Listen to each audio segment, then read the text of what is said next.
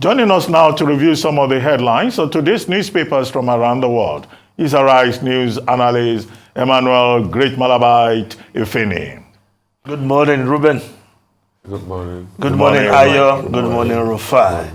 Yes, Ruben. Okay, there's breaking news. Okay. We'll take a short break now as we go back to the Federal High Court in Lagos, where Mr. Godwin Emefiele has pleaded not guilty. Godwin Emefiele pleads not guilty. Here you have it on the screen as breaking news. Okay. Penny, back to you. Okay, Ruben, good morning once again. Good morning, Ayo. Good morning, Rufai. Well, Ruben, if you see me looking trim and trendy, it has nothing to do with trekking. I've been going to the gym more regularly now. Yes. Please. Yeah. So don't mix up things. Yes. It's good. Exercise is good. Good. After all, one analyst says, if you exercise, you prolong your life. Mm-hmm. Okay. Now we start the review with this day, Nigeria's newspaper of record. The lead story of Obansanjo, Nigeria is sitting dangerously on keg of gunpowder, says government driving people into poverty through poorly managed good policies. Declares nation has disappointed Africa world. Prides serve on recruiting some of the best brains. Yes, former President Olusegun Obansanjo yesterday at the launch of the book written by former Minister Olusegun Aganga and titled Reclaiming the Jewel of Africa. President Obansanjo, former President Obansanjo, of course, vintage him, talking about the situation in the country without necessarily mentioning the administration in power. But that Nigeria is sitting dangerously on a keg of gunpowder, we see the impact, but also declare that Nigeria as a nation has disappointed Africa, the world.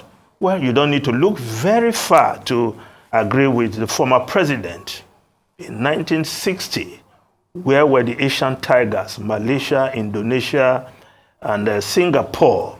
Of course, the same level of development, if not below Nigeria. But today, you only need to juxtapose where they are with that of Nigeria, and the picture will be very clear that indeed, Nigeria had not lived up to its billing at independence, seen as the giant of Africa that will move the black man from point A to point B in terms of global rating and development. But it is not too late, and leaders must now do better. And President Obansanjo saying that, of course, good policies, badly managed. Of course, I'm not sure he has excluded himself from what has transpired over time, because he had the opportunity of ruling this country on two different occasions. First as military head of state, and then 8 years as president. Now, he recruited brilliant Nigerians to be part of his government. That you cannot take away from him. Remember, the meeting he had with governors then at Aso Villa, which was transmitted live, and Lagos was represented by then Femi Pedro, who was representing Governor Bola Ahmed Tinubu, and he started praising the brilliant minds, Ngozi Okonjo-Iweala, Nasiru El-Rufai, and others. President Obansanjo seized the mic and said, Deputy Governor of Lagos, remember, now Obansanjo appoint all these people you dey praise. Yes, so he does not fail to recall how he brought together bright minds from across the world, Nigerians, to be part of his government. And I'm sure it's also a tip is given to the President Bola Ahmed Tinubu as he puts his cabinet together. But just less than 4 days to go for him to release that list. Now, we look at other stories quickly. The Punch newspaper reporting subsidy plan, subsidy pain, Labour talks tough. ASU protesters condemn relief plans. SANU, ASU say fuel subsidy unintelligently removed. Nigerian Labour Congress meets today. TUC rejects 5% telecom tax, planned tuition fee hike, Kwara Ogun rollout palliatives.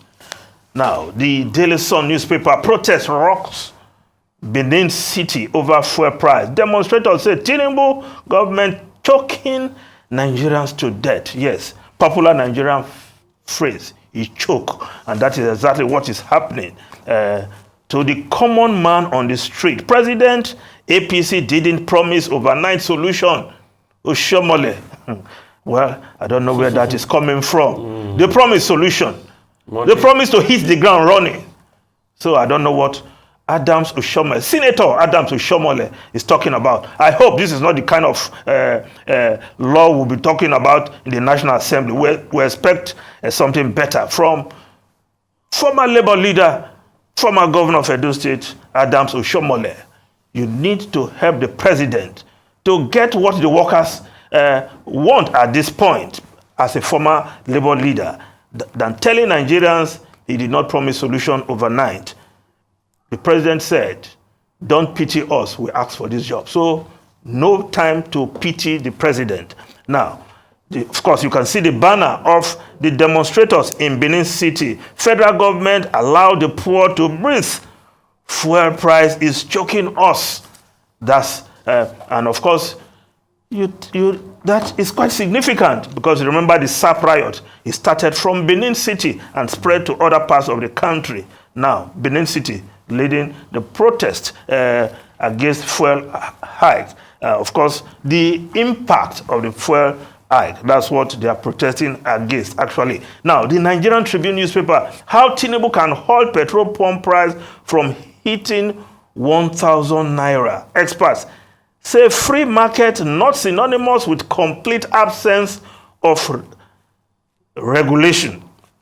Of course, we know because we don't produce petroleum products here, what we consume right now. So we hope the government will be looking at all the options to ensure that in the near future, the price goes down because there are other factors that are giving rise to higher prices right now that shouldn't be. Now, the Nation newspaper, subsidy removal, more states roll out palliative.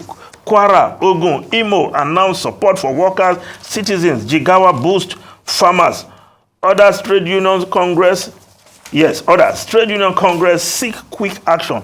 Yes, of course, more states. Prince Dakpa Abiodun, the hardworking governor of Ogun State, has just rolled out a list of palliatives to ameliorate these pains of this subsidy removal. Well, I live in Ogun State. I hope some people will not relocate. Ruben, don't relocate to Ogun State. I know you have the option of relocating. Don't I live in Ogun State? I know you have the option of relocating, but you are in Lagos. That's where we know you. Not because of palliative relocate to Ogun State. I'm not one of those Lagos people that people are complaining about. Okay. I'm fully on the ground elsewhere too. Okay, you play your politics in Ogun, yes. So you cannot be accused of playing your politics in Lagos. Now, Daily Trust newspaper, road crashes, 4,387 killed in 6 months. FCT Ogun, Nasarawa, top charts. Figures rise in second quarter, speeding, substandard tires, brake failure, major causes. 307,554 violations recorded. FRSC, the Federal Road Safety Commission, giving those figures there. Now, the Vanguard newspaper, ministerial list, anxiety as serving ex-governors' orders, pile pressure on Tinubu. APC members urged to remain calm. Governors submit 3 names. Rivers APC leaders split Tinubu to meet the constitutional provision.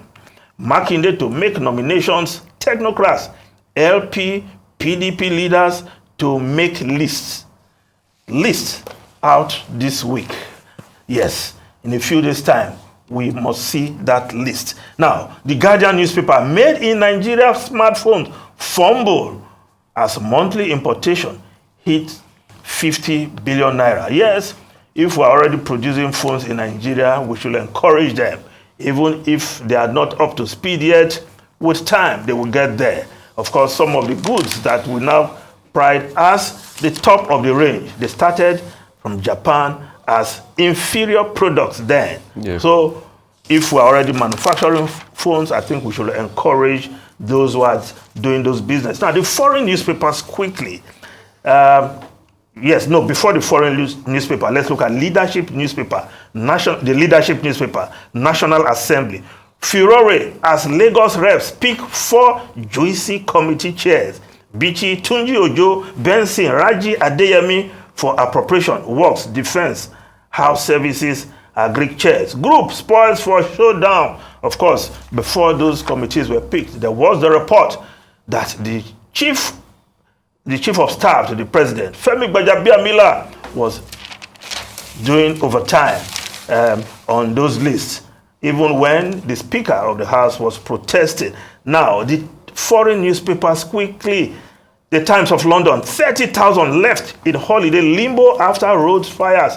Of course, hotels are shutting down in Rose Island. Those who have booked holidays are now stranded, while the Washington Post is reporting Israeli government votes to limit court powers. Yes, Prime Minister Benjamin Netanyahu, of course, has gotten his way as Parliament moved, despite the nationwide protest, to curb the powers of the judiciary. Of course, to pose a check on his right-wing government. Ruben, Rufai, and Ayo. We have to go. Oh, I just want to say something quickly. It's a very good thing you said that we should help improve standards. And it's a good thing you mentioned Japan, because Japan too was not producing standard goods until Edward Deming, the American engineer, helped with the process of standardization of products out of Japan. If not for the work of Edward Deming, Japan will not produce standard goods. So let's look for how we can improve on the standard here and be able to cut costs. I will have said more about the production chip, but time, we gotta go. Feni, you mentioned leadership story about juicy committees. Yes. Which committees are juicy? Where? Which ones are not juicy? When you are talking about service to the people. In fact, Aliyu Betara, who was recommended as chairman of the Works Committee, rejected it. He said the Works Committee chairmanship is not juicy enough. I hope we will move away from juicy positions, juicy appointments in this country, so that the proper emphasis will be on service. But they say all the juicy ones have been given to Lagos politicians. As you said, you have called out Gbajabiamila. Maybe it's not even Gbajabiamila. Maybe it's someone else. But no, there was a report. We don't want juicy committees and non-juicy ones. You also hear of juicy portfolios where ministers we want service. Yeah. We want juicy service.